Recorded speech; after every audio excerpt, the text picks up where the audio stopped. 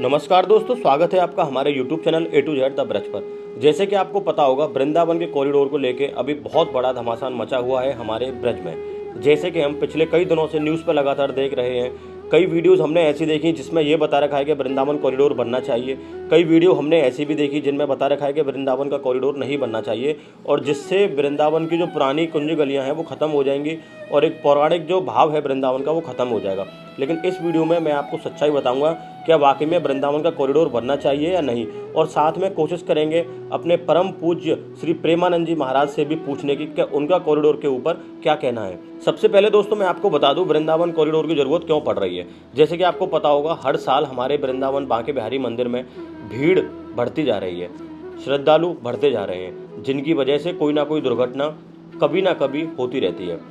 उसको देखते हुए सरकार ने यह डिसीजन लिया है कि बांके बिहारी मंदिर का कॉरिडोर बनना चाहिए। लेकिन मैं पहले अपने व्यू बता दूं, मुझे जो लगता है वो ये है कि कॉरिडोर सब चीज़ का समाधान नहीं है।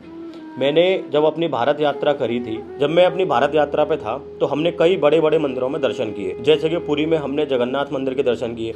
जगन्नाथ मंदिर की मान्यता आपको पता ही है कितनी है, बहुत भीड़ वहाँ होती है। और जब हम दर्शन के लिए गए तो हमें बोला गया कि मंदिर अभी बंद है, 2 घंटे आपको इंतजार करना पड़ेगा। तो हम क्यू में वहाँ 2 घंटे के लिए लग गए। लेकिन उसके बाद जब पट खुले जगन्नाथ जी के, तो हमारी वो हालत हो गई थी वहाँ पे मंदिर के अंदर। तो मैं ये प्रे कर रहा था कि कैसे भी मैं इस क्यू से बाहर निकल जाऊँ बस, और बाहर से ही हाथ जोड़ के अपने घर चले जाऊँ। जब इतने बड़े मंदिर में ये कंडीशन थी, तो हमारे बांके बिहारी जी मंदिर में तो कुछ भी भीड़ नहीं है, जो मुझे लगता है। ठीक है, भीड़ जो होती है वो वीकेंड्स की होती है।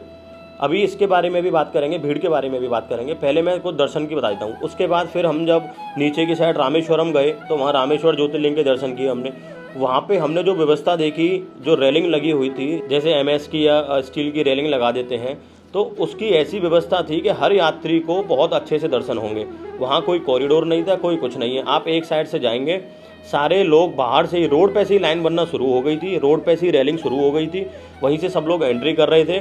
और हर किसी की रेलिंग को इस तरीके से लगाया गया था कि मतलब दर्शन हर किसी व्यक्ति के हो जाएंगे बहुत अच्छे से। काफ़ी भीड़ होने के बाद भी रामेश्वर पे दर्शन की बहुत अच्छी व्यवस्था थी। दूसरी बात करते हैं दोस्तों खाटू श्याम जी मंदिर की। खाटू श्याम जी मंदिर की अगर मैं बात करूँ, तो मंदिर का जो खाटू श्याम जी जहाँ विराजमान है, उस मंदिर का जो साइज़ है ना, वो लगभग 40 बाई 15 लगभग, जो मैंने स्टडी करी है गूगल पे, वो ये साइज़ है।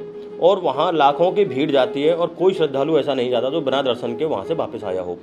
तो वहाँ कैसे दर्शन पॉसिबल है? क्योंकि उन लोगों ने व्यवस्था ऐसी बनाई हुई है, बाहर से ही रोड पे से ही क्यू जो रेलिंग लगती है, लाइन वाली जो स्टील की या MS की रेलिंग लगाते हैं, ऐसी व्यवस्था करी गई है कि हर इंसान रेलिंग में चलेगा और अपना घूमते घूमते घूमते हर किसी के दर्शन बहुत अच्छे से हो जाते हैं। यही व्यवस्था हमारे बांके बिहारी जी मंदिर में होनी चाहिए, जो मुझे लगता है। आप मंदिर में देखेंगे कोई रेलिंग की व्यवस्था नहीं है, खुला हुआ एक प्रांगण है, एक छोटा सा हॉल है, जहां सारे दरवाजों से भीड़ आती है और एक दरवाजे से भीड़ बाहर जाती है। इतनी भीड़ मंदिर में हो जाती है, इसलिए हादसे होने के चांसेस बने रहते हैं। इस भीड़ को मैनेज करने का एक तरीका ये भी था कि बाहर से रेलिंग लगना शुरू हो जाए।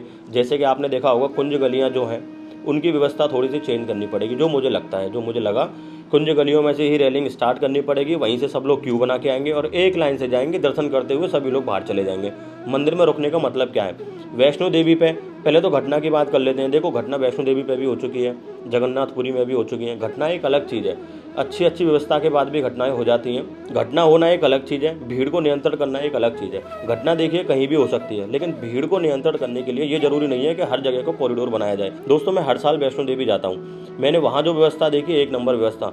लेकिन अभी 3-4 साल पहले वहाँ भी बहुत बड़ी घटना हुई जिसमें 10 से 12 लोगों की जान गई। तो ये एक अलग चीज़ है कि भीड़ को आप घटना से कोरिलेट नहीं कर सकते। कुछ लोग यहाँ बदनाम करते हैं हमारे बांके बिहारी जी मंदिर को कि यहाँ हमसे पैसा ले लिया, पैसा लूट लिया। देखो, आपके हाथ में से कोई पैसा ज़बरदस्ती नहीं छीनता, आपको सुविधा लेनी है इसलिए आप पैसा खर्च करते हैं। ये चीज़ तो मैंने हर जगह देखी, ऑल ओवर इंडिया में। जिस भी मंदिर में मैं गया, हर जगह मुझसे बोला गया हम आपको अभिषेक करा देंगे, भोलेनाथ का अभिषेक आप अपने हाथों से करेंगे, इतने की पर्ची कटेगी, वो कटेगी। तो वो आपके ऊपर डिपेंड करता है कि आप वो सुविधा लेना चाहते हैं या नहीं लेना चाहते। ऐसे किसी को बदनाम करने से कोई फ़ायदा नहीं है।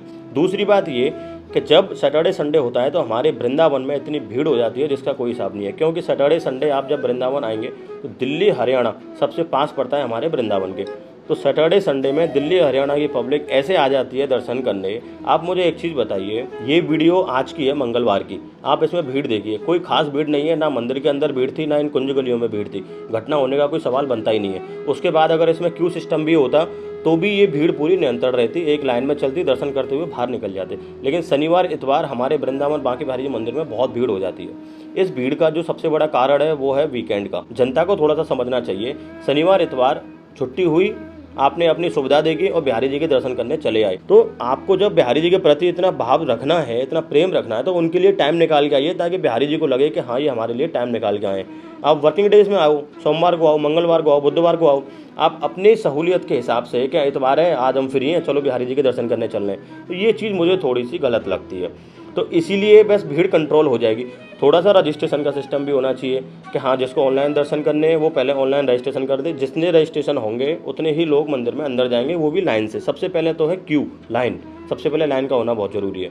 अब बात कर लेते हैं दोस्तों कॉरिडोर की, कि सरकार क्या चाह रही है और गोसाई समाज क्यों मना कर रहा है, कॉरिडोर बनने के विपक्ष में क्यों है। गोसाई समाज का बोलना है कि जो उनकी कुंज गलियाँ हैं, पौराणिक जो गलियाँ हैं वो ख़त्म हो जाएंगी और हमारा मंदिर तोड़ दिया जाएगा, इसको दोबारा से बनाएंगे, 5 एकड़ में मंदिर बनेगा। तो मुझे जो लगता है, मैंने जितनी स्टडी करी है दोस्तों, ऐसा नहीं है। मैं आपको सारी चीज़ें इस वीडियो में बताऊंगा। देखिए, वृंदावन एक ऐसी धरती है जहां कान्हा ने अपनी लीलाएं रची, जहां हर कोने में भक्ति बसती है, जहां हर गली राधे राधे के जाप से गूंजती है। लेकिन आज सवाल यह है, क्या वृंदावन अपने असली रूप को खो रहा है? क्या बांके बिहारी मंदिर कॉरिडोर के नाम पर बदल दिया जाएगा? देखिए, सरकार के द्वारा बनाए जा रहे इस बांके बिहारी कॉरिडोर का उद्देश्य है भीड़ प्रबंधन सुधारना, दर्शन को आसान बनाना और भक्तों के लिए व्यवस्था सुविधा देना। बस अभी आप दर्शन करने जाएंगे तो कहीं भी आपको शौच की सुविधा नहीं मिलेगी, कहीं भी आपको लॉकर रूम नहीं मिलेगा, आपके शू चप्पल जहाँ पड़े हैं वहीं पड़े रह जाएंगे, आप दोबारा उन्हें लेके आ ही नहीं पाएंगे, इतनी भीड़ होती है। तो ये सुविधा होना तो बहुत ज़रूरी है। इसमें तो देखो मैं भी एग्री हूँ और आप भी हमें कमेंट बॉक्स में बताना क्या ये बात सही है। जनता का जो मेन सवाल है वो ये है कि जो पुराना वृंदावन है, जो असली वृंदावन है, वो खो जाएगा क्या? देखिए, ऐसा नहीं है, लेकिन ये विकास सबको पसंद नहीं आ रहा। कई लोगों का मानना यह है मंदिर छूटे ना छूटे पर आसपास की रूह चली जाएगी, ये डेवलपमेंट नहीं धरोहर पर अटैक है। लेकिन ऐसा कुछ भी नहीं है। तो उसमें ज़्यादातर तो यह है कि यमुना अथॉरिटी और सरकार का कहना यह है मंदिर का जो गर्भगृह है, असली संरचना, उसको छुआ भी नहीं जाएगा। दूसरा पॉइंट उनका ये है कि सिर्फ आसपास की जो सड़कें हैं, ओपन स्पेसेस हैं, जो क्राउड मैनेजमेंट के लिए जगह चाहिए, उसको बनाना है ओनली। और भक्तों को भीड़ से छुटकारा मिलेगा, वीआईपी और जनरल्स की लाइन अलग अलग होंगी। यमुना जी से एक रूट बनाया जाएगा जिससे यमुना जी से स्नान के बाद सीधे दर्शन संभव हो पाएंगे। तो ये एक अच्छी पहल है। इसका नाम कॉरिडोर रख दिया है, लेकिन इसमें कोई ऐसा चेंजेस नहीं है कि पूरे मंदिर को तोड़ा जाएगा। मंदिर जैसा है वैसा ही रहेगा बांके बिहारी जी का। अब बात आती है, कुछ लोग ये बोल रहे हैं कि ये कुंज गली नहीं बचेंगी। देखिए, जब प्रेमानंद जी महाराज अपने आवास से आश्रम जाते हैं तो जिस रोड के थ्रू वो जाते हैं उस रोड पे दिन में गाड़ियाँ भी चलती हैं, ठीक है, जानवर भी चलते हैं, बहुत सारे मूवमेंट उस रोड पे होता है, कोई गंदगी करता है, कोई कुछ कर रहा है उस रोड पे। लेकिन जिस वक्त प्रेमानंद जी महाराज क्रॉस करके जाते हैं उस रोड को, तो बाद में जनता उस रोड को चूमती है। आप सोच के देखिए, मतलब मेरा मानना ये है। तो जब उसको चूमती है तो वो वृंदावन एक धाम है, ऐसा नहीं है कि वो कुंज गली खत्म हो जाएंगी। देखो, डेवलपमेंट तो चाहिए होता है। वृंदावन में जब इतनी भीड़ नहीं थी तो आप आइडिया लगा लीजिए वृंदावन की ज़मीनों का क्या रेट था और आज वृंदावन की ज़मीनों का क्या रेट है। टूरिस्ट बढ़ेगा तो हमारे वृंदावन में भी तरक्की होगी, जाहिर सी बात है। ये थोड़ा सा लोकल को समझना चाहिए। ऐसा नहीं है कुंज गली खत्म हो जाएंगी। जब प्रेमानंद जी वहाँ से जाते हैं तो उनके भक्तों से पूछो कि उन गलियों की क्या महत्वता है। तो जब बांके बिहारी जी हमारे वृंदावन में हैं तो यहाँ की हर गली कुंज गली है, आप ये मान के चलिए। और बांके बिहारी जी पर भरोसा रखिए, फिर कोई दिक्कत ही नहीं है। अब यहाँ के लोग जब बांके बिहारी जी पर भरोसा नहीं रखेंगे, सरकार के साथ कोऑपरेट नहीं करेंगे, तो थोड़ी सी समस्या वाली चीज़ है, जो मुझे लगता है। ये मेरे पर्सनल व्यू हैं, आप मुझे कमेंट करके बताइए आपके व्यू कहाँ हैं। ये मुद्दा यहीं से उठाया है, क्या वृंदावन में व्यवस्था सुधारने के लिए उसका स्वरूप ही तोड़ना जरूरी है?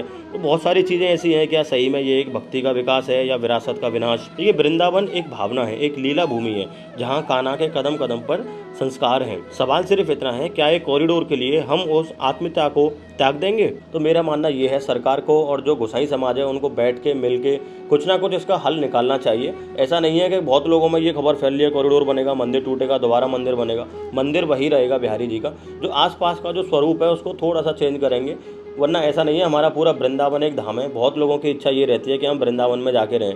कोई ये नहीं कहता ना कि बांके बिहारी जी मंदिर में जाके रहें, वृंदावन में जाके रहें। तो पूरा वृंदावन हमारा एक धाम है, जहाँ बांके बिहारी जी का वास हर पूरे वृंदावन में। कुछ ना कुछ लीलाएं हर जगह आपको बांके बिहारी जी की हमारे वृंदावन में मिलेंगी। अपनी इस वीडियो के दौरान दोस्तों हम प्रेमानंद जी महाराज के आश्रम भी गए, उनसे बात करने की कोशिश भी की, लेकिन हमें बताया कि वो अभी आश्रम से जा चुके हैं, तो हम उनकी राय नहीं ले पाए इस वीडियो में। तो मैं चाहता हूँ आप अपनी राय हमें दें। आप क्या सोचते हैं क्या आप वृंदावन कॉरिडोर के पक्ष में हैं या विरोध में? अपना विचार कमेंट बॉक्स में ज़रूर लिखिए और वीडियो अच्छी लगी हो तो इस वीडियो को प्लीज़ शेयर करिएगा। और ये वीडियो एक्चुअली मैंने बनाई थी आपके विचार जानने के लिए कि आपके विचार क्या हैं, वृंदावन कॉरिडोर बनना चाहिए या नहीं। तो प्लीज़ हमें कमेंट बॉक्स में अपने विचार ज़रूर शेयर करें और इस वीडियो को वायरल करें ताकि लोग ज़्यादा से ज़्यादा अपने विचार शेयर कर पाएँ हमारे बांके बिहारी जी वृंदावन के कॉरिडोर को लेके।